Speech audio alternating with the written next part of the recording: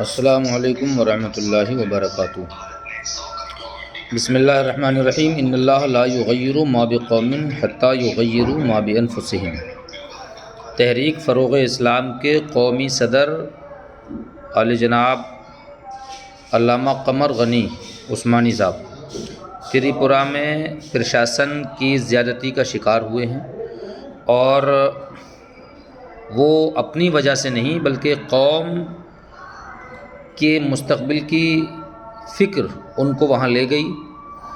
حالانکہ تحریک فروغ اسلام سے اس وقت میں رکنیت کے طور پہ جڑا ہوا نہیں ہوں، لیکن میں ہر اس تحریک کے ساتھ ہوں کہ جو تحریک اپنوں کے مستقبل کی فکر کرتی ہے، یکجا کرنے کی فکر کرتی ہے۔ اس لیے میں عالم اسلام کے تمام علماء اور مشائخ، خصوصاً ہندوستان کے اور ہندوستان میں خصوصاً خواص اہل سنت سے گزارش کروں گا کہ بھائیو، شخصیت پرستی چھوڑو۔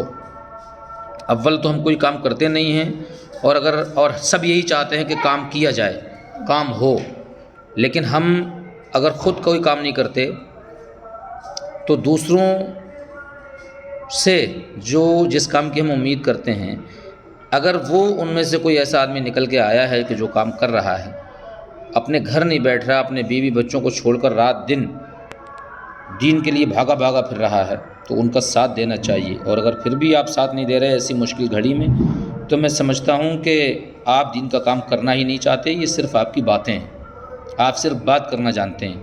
اس لیے یاد رکھو، تیرے قتل پہ میں چپ تھا، میرا نمبر اب آیا، میرے قتل پہ آپ بھی چپ ہیں، اگلا نمبر آپ کا ہے۔ اس لیے میرے بھائیوں، باری باری سب نشانے پہ لے لیے جائیں گے۔ آواز اٹھاؤ، قمر غنی عثمانی کے لیے نہیں، اپنی قوم کے مستقبل کے لیے، تحفظ ناموس رسالت کے لیے، اللہ کے دین کی سربلندی کے لیے۔ اور اگر آپ میں پھر بھی آواز اٹھانے کی ہمت نہیں ہے، تو پھر آپ اپنے آپ کو مسلمان کہلانا چھوڑ دو۔ اس لیے کہ مسلمان وہی ہے کہ اگر دنیا کے کسی بھی کونے پہ دوسرا مسلمان پریشان ہو تو اس کی پریشانی آپ کو اگر محسوس ہو رہی ہے تو یہ آپ کے مسلمان ہونے کا ثبوت ہے۔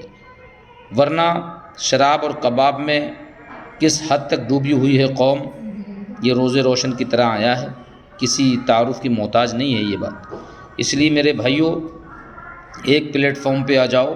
ارے نہ ہو ہمارا نام